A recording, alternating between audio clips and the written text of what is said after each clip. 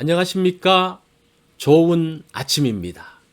오늘도 여호와의 회의에 오신 분들을 환영합니다. 하나님께서 우리에게 주신 말씀을 듣습니다. 본문은 레위기 16장 23절로 34절의 말씀이고 제목은 큰 안식일입니다. 안식일은 하나님께서 정하신 규례입니다. 이날은 다른 일을 중단하고 하나님을 기억하며 안식하는 날입니다.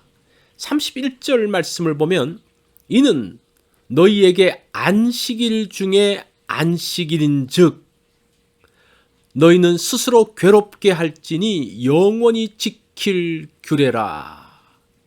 하나님은 안식일을 주시고 또 안식일 중에 가장 큰 안식일을 세우셨습니다.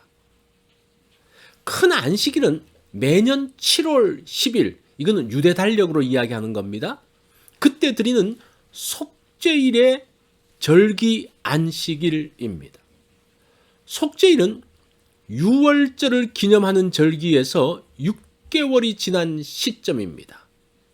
유대역 7월은 우리 태양력으로 말하면 9월에서 10월경이 됩니다. 그때가 되면 이른 비가 내리기 시작합니다. 그러면 그 다음 달에 씨를 뿌리기 시작하죠. 7월은 이스라엘에게 큰 절기가 있는 달입니다. 7월 1일은 나팔절이고 7월 10일은 속죄일입니다. 7월 15일부터 일주일간의 장막절이 시작됩니다. 29절 말씀을 봅니다.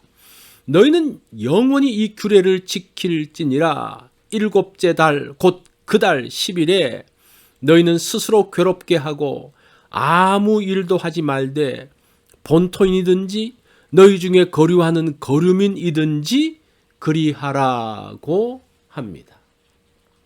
큰 안식일인 속죄일은 스스로 괴롭게 하는 절기입니다.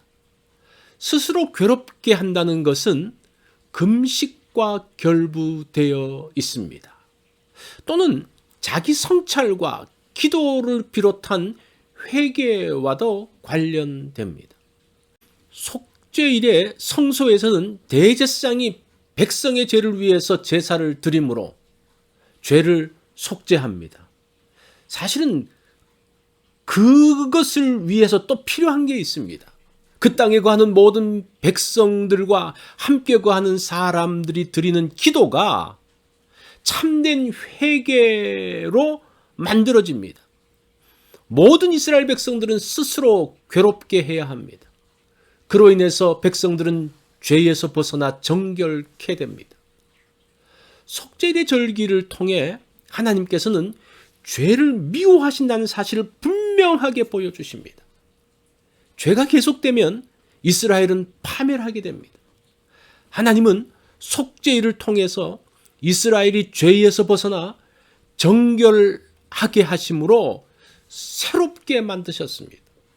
그런데 속죄일의 제사로는 완전하지 않습니다.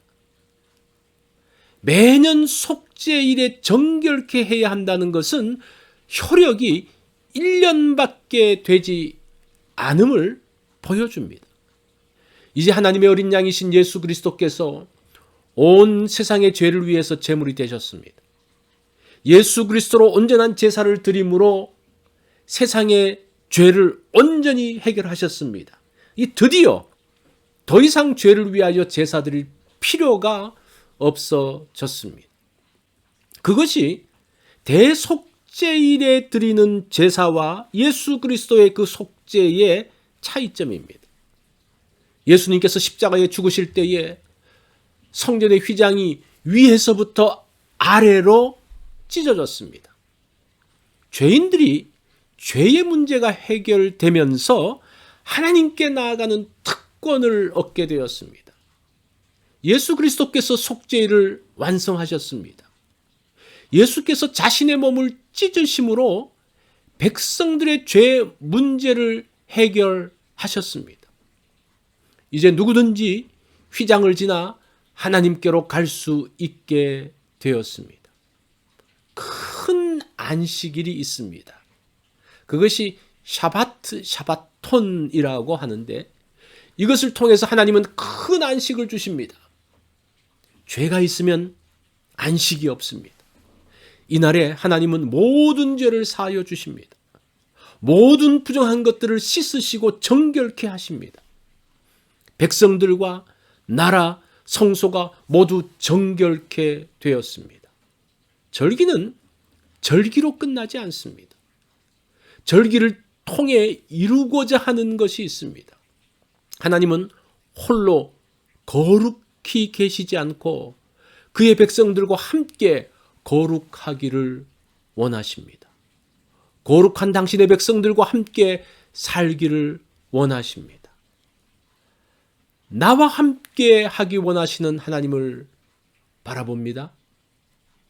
나를 정결케 하여 함께 있자고 하시는 하나님께 나아갑니다. 그로 인해서 큰 안식을 누리기 원합니다. 하나님은 우리가 정결케 되기 원하십니다. 정결함을 위해 아들 예수를 보내셨습니다. 정결케 된 죄인을 만나기 위해서 휘장을 찢으셨습니다. 큰 안식일인 속죄일을 통해서 하나님의 사랑을 보여주셨습니다. 죄 사함으로 안식에 들어가기 때문이죠. 오늘 온전치 못한 것에서 벗어나서 안식에 들어가기 원합니다. 이것이 오늘 여호와의 회의에서 주신 말씀입니다. 이 말씀을 기억하며 오늘 하루를 사시면 좋겠습니다.